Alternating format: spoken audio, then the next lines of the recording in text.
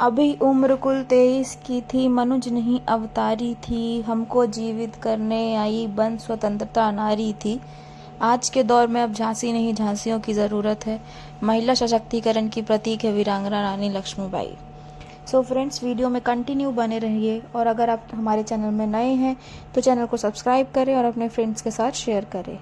रानी लक्ष्मीबाई का जन्म 19 नवंबर 1828 काशी के 80 घाट वाराणसी में हुआ था। इनके पिता का नाम मोरोपंत तांबे और माता का नाम भागीरथी बाई था। इनका बचपन का नाम मणिकर्णिका रखा गया, परंतु प्यार से मणिकर्णिका को मनु पुकारा जाता था। मनु जब मात्र 4 साल की थी तब उनकी मां का निधन हो गया। इनके पति का नाम नरेश महाराज गंगाधर राव और बच्चे का नाम दामोदर राव और आनंद राव था। रानी लक्ष्मीबाई देशभक्ति, बहादुरी, सम्मान का प्रतीक है। इनके पिता मोरोपंत तांबे मराठा बाजीराव की सेवा में थे और उनकी माता एक विद्वान महिला थी। छोटी उम्र में ही रानी लक्ष्मीबाई ने अपनी माता को खो दिया था। उसके बाद उनके पिता ने उनका पालन पोषण किया। बचपन से ही उनके पिताजी ने हाथियों और घोड़ों की सवारी और हथियारों का उपयोग करना सिखाया था।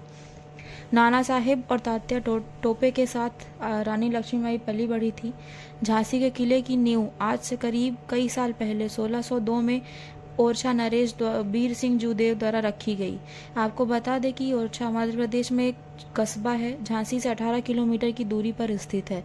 बांगरा पहाड़ियों पर 15 एकड़ में फैले इस विशालकाय किले को पूरी तरह तैयार होने में 11 सालों का समय लगा और यह 1613 में बनकर तैयार हुआ। किले में 22 बुर्ज और बाहर की ओर उत्तर पश्चिम दिशा में खाई है जो दुर्ग की ओर ढाल बनकर आक्रमणकारियों को रोकती है। यही कारण है इस किले की पूरे संसार में इतनी चर्चा होती है। पहले झांसी ओरछा नरेश के राज्य में थी, जो बाद में मराठा पेशवाओं के अधीन मराठा नरेश गंगाधर राव से शादी होने के बाद मणिकर्णिका झांसी आकर उनको रानी लक्ष्मीबाई कहा गया है। इसलिए उनके बलिदान के साथ उनकी छाप किले में हर जगह देखने को मिलती है। महल और मंदिर के बीच जाते समय रानी लक्ष्मीबाई घोड़े पर सवार होकर जाती थी या फिर कभी कभी पालकी द्वारा भी जाती थी। सारंगी, पवन और बादल उनके घोड़े में शामिल थे। 1858 में इतिहास के अनुसार माना गया है कि किले की तरफ भागते समय रानी लक्ष्मीबाई बादल पर सवार थी। 23 मार्च 1858 को झांसी की लड़ाई शुरू हो गई थी। अपनी सेना के साथ मिलकर झांसी को बचाने के लिए रानी लक्ष्मीबाई ने लड़ाई लड़ी थी, परंतु ब्रिटिश लोगों ने उनकी सेना पर अधिकार बना लिया था। फिर इसके बाद अपने बेटे के साथ रानी लक्ष्मीबाई कालपी भाग गई थी। कालपी जाकर उन्होंने तात्या टोपे और बाकी सारे विद्रोहियों के साथ मिलकर एक नई सेना बनाई थी। 18 जून 1858 को ग्वालियर के पास कोटा की सराय में रानी लक्ष्मीबाई की मृत्यु हुई थी। रानी लक्ष्मीबाई को लड़ाई करते समय ज्यादा चोट तो नहीं लगी, परंतु काफी खून बह गया था। जब वह घोड़े पर सवार होकर जा रही थी तभी बीच में झरना आ गया। रानी लक्ष्मीबाई को लगा यह झरना पार कर ली तो कोई भी उसे पकड़ नहीं पाएगा, परंतु जब वह झरने के पास पहुंची तभी उनका घोड़ा आगे जाने से मना कर दिया। तभी अचानक पीछे से रानी लक्ष्मीबाई की कमर पर तेजी से राइफल से वार हुआ, जिसके कारण खून काफी ज्यादा निकलने लगा। खून को रोकने के लिए जैसे ही वह अपनी कमर पर हाथ लगाने लगी तभी अचानक उनकी हाथ से तलवार नीचे गिर गई। फिर वापस अचानक से अंग्रेजी सैनिक ने उनके सिर पर एक तेजी से वार किया, जिसके कारण उनका सिर फट गया। फिर वह घोड़े से नीचे गिर गई। कुछ समय बाद एक सैनिक रानी लक्ष्मीबाई को पास वाले मंदिर में लेकर गया। तभी थोड़ी थोड़ी उनकी सांसें चालू थी। वहां मंदिर के पुजारी को रानी लक्ष्मीबाई ने कहा, मैं अपने पुत्र दामोदर को आपके पास देखने के लिए छोड़ रही हूँ। यह बोलने के बाद उनकी सांसें बंद हो गई। फिर इनका पूरा क्रियाक्रम किया गया। ब्रिटिश जनरल हाईरूज ने रानी लक्ष्मीबाई की बहुत सारी तारीफ की। उन्होंने कहा वह बहुत चालाक, ताकतवर और भारतीय सेना में सबसे खतरनाक थी।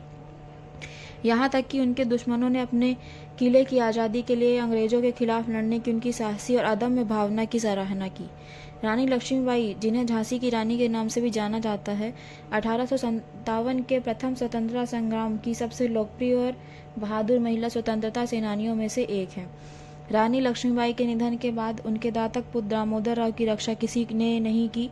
अंग्रेजों ने झांसी पर कब्जा कर लिया था। दामोदर राव को तड़प कर भूखे मरने के लिए छोड़ दिया था। उस दौरान दामोदर राव गलियों में घूमते, जंगलों में जाते और भीख मांगकर अपना गुजारा करते थे। 1858 में जनरल हाइरूज ने आकर मांग की कि झांसी को आत्मसमर्पण कर देना चाहिए और झांसी पर बमबारी की और झांसी के किले पर कब्जा कर लिया। झांसी को मुक्त कराने के लिए तात्या टोपे के नेतृत्व वाली सेना को ब्रिटिश सेना ने हरा दिया। रानी लक्ष्मी के बाद झांसी पर किसने किया शासन? शिशु की मृत्यु के बाद उनके पति के चचेरे भाई के बच्चे आनंद राव को गोद लिया गया, जिसका नाम महाराजा की मृत्यु से एक दिन पहले दामोदर राव रखा गया।